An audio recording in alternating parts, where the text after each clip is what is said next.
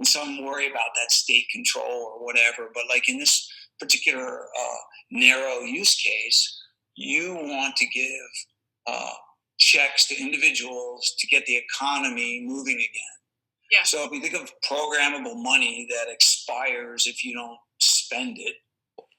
Uber, Bitcoin, self-driving cars. Combine those three together and you have the self-owning taxi. A car that is a corporation that owns itself, pays for the car lease, the car insurance, and the gasoline from the revenues it makes, giving passengers a ride, and there's not a single human involved in that matter. New this morning, a bipartisan pair of senators floating an idea that could make paying with cryptocurrency much more of an everyday thing. Elon Moy joins us with the latest on that. Good morning. Well, good morning, Andrew. That bill is being introduced today, and it would allow consumers to buy things with Bitcoin without having to worry about paying a capital gains tax. Now, this proposal comes from Republican Senator Pat Toomey and Democrat Kyrsten Sinema. The goal is to encourage public adoption of cryptocurrency by making it easier to conduct everyday purchases. Right now, if you buy something with Bitcoin, even just a cup of coffee, you could technically owe the IRS capital gains tax on the crypto that you used.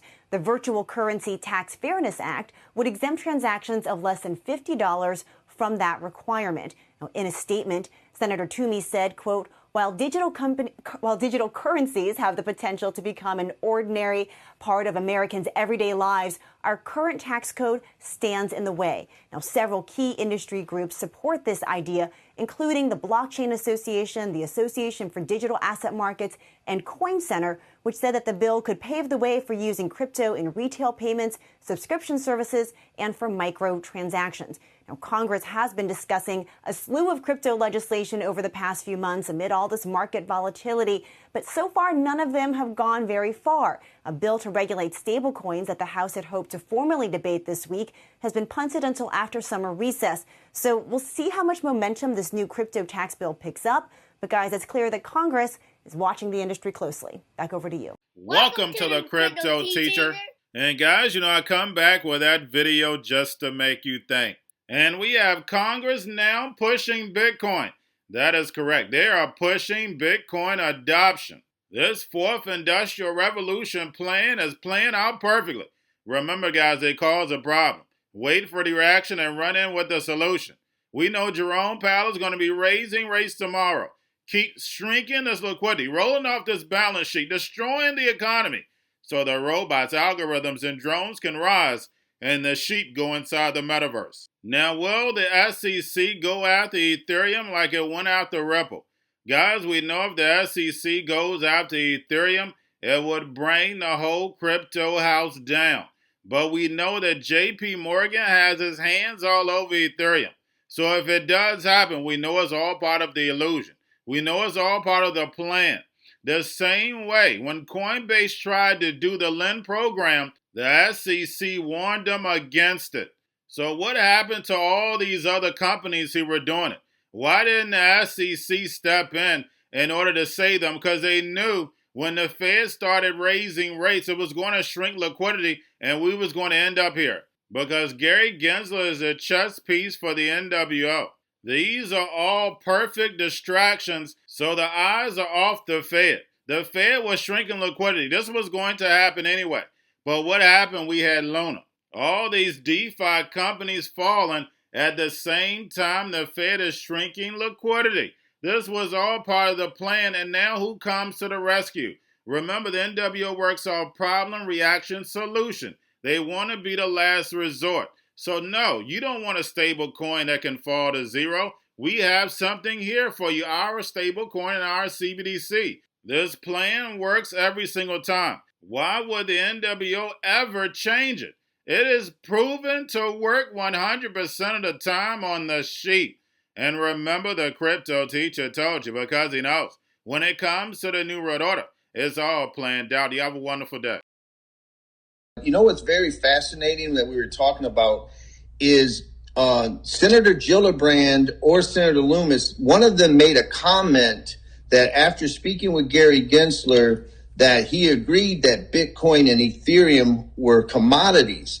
But recently, as you know, Gary Gensler would not say that about Ethereum. He said, I'm only comfortable saying that about Bitcoin, which goes to Charlie's point is, are they getting worried about Ethereum right now? And so I'd really like to know whether or not Gensler told one of those senators that. It's funny because Gensler is on the record famously in the New York Times story when he was at MIT that he thought Ethereum was an unregistered security. Yep. It was an unregistered security. He did not. He said Bitcoin, no, but there's a strong case that it could be classified as a security.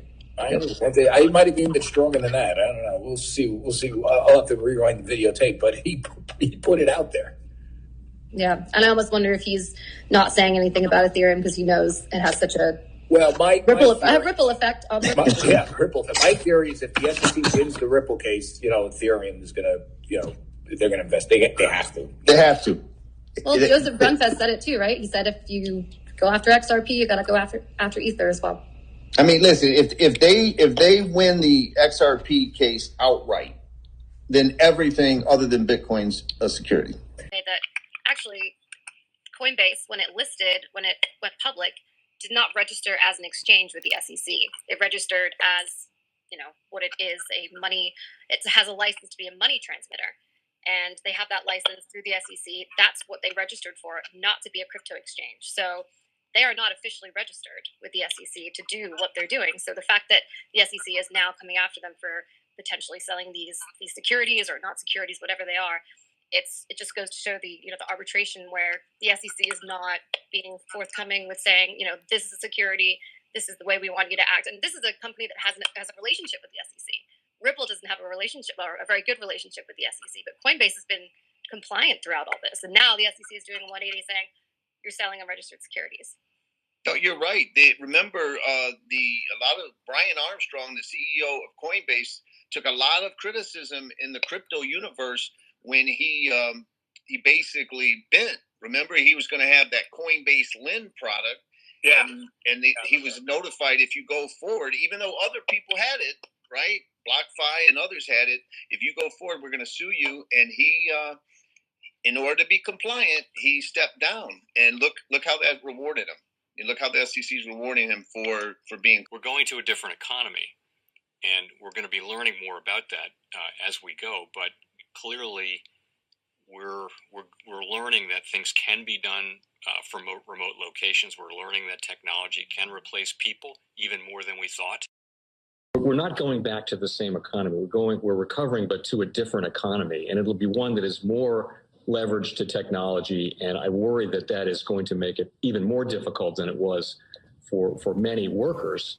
In Silicon Valley, and my friends who work in technology know that what we did to the manufacturing workers, we are now going to do to the retail workers, the call center workers, the fast food workers, the truck drivers, and then even bookkeepers, accountants, insurance agents, lawyers, and on through the economy. So what happened to the manufacturing workers is a very clear sign. This effort, and China has big plans for this. They intend to seed their digital yuan into the global environment by giving it away to visitors at next winter's Olympics. When they arrive at the airport, they're going to get yuan digital wallets. They're going to receive digital yuan. They're going to use it throughout their visits to Beijing, and then they're going to take it back to their home countries. They see this as a huge advantage. Why? Because who controls the underlying protocols, who controls the underlying standards of the future of money will control the future of money.